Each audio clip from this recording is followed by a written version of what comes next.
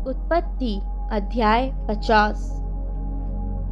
तब यूसुफ अपने पिता के मुंह पर गिरकर रोया और उसे चूमा। और यूसुफ ने उन वैद्यों को जो उसके सेवक थे आज्ञा दी कि उसके पिता के शव में सुगंध द्रव्य भरे।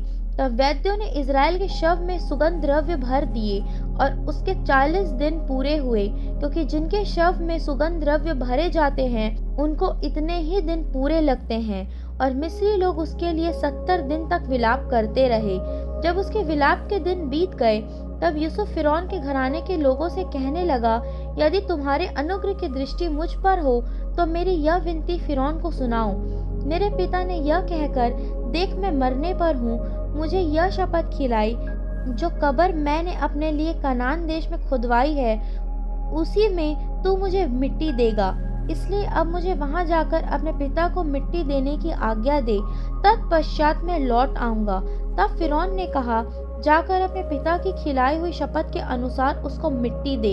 इसलिए यूसुफ अपने पिता को मिट्टी देने के लिए चला और फिरौन के सब कर्मचारी अर्थात उसके भवन के पुरनिये और मिस्र देश के सब पुरनिये उसके संग चले। और यूसुफ के घर के सब लोग और उसके भाई और उसके पिता के घर के सब लोग भी संग गए, पर वे अपने बाल बच्चों और भेड़ बकरियों और गाय बैलों को गोशेन देश में छोड़ गए और उसके संग रथ और सवार गए। इस प्रकार भीड़ बहुत भारी हो गई। जब वे आताद के खलिहान तक, जो यरदन नदी के पार है, पहुंचे, तब वहां अत्यंत भारी विलाप किया।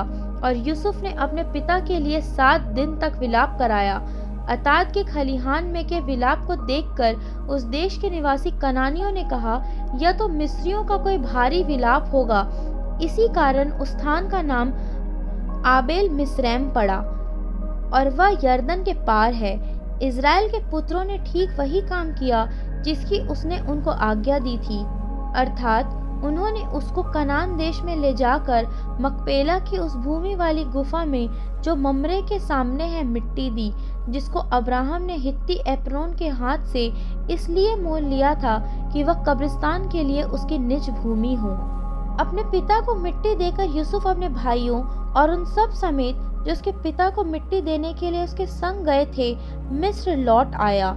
जब यूसुफ के भाइयों ने देखा कि हमारा पिता मर गया है, तब कहने लगे, कदाचित यूसुफ अब हमारे पीछे पड़े और जितनी बुराई हमने उससे की थी सबका पूरा पलटा हमसे ले।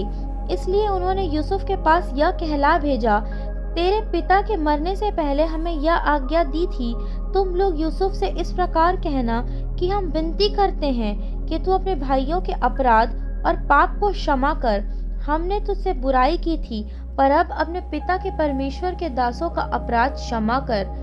उनकी ये बातें सुनकर यूसुफ रो पड़ा और उसके भाई आप भी जाकर उसके सामने गिर पड़े और कहा, देख हम तेरे दास हैं।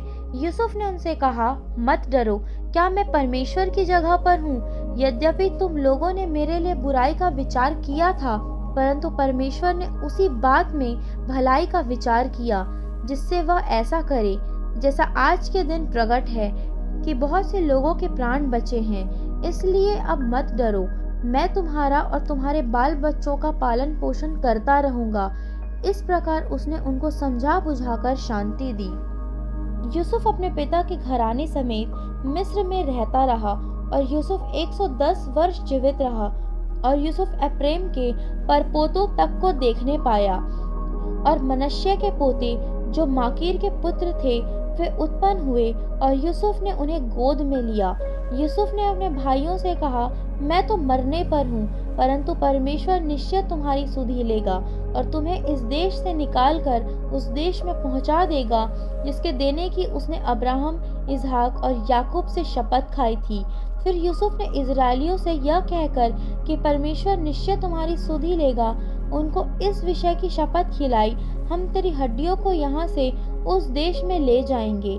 इस प्रकार यूसुफ 110 वर्ष का होकर मर गया और उसके शव में सुगंध द्रव्य भरे गए और वह शव मिस्र में एक संदूक में रखा गया।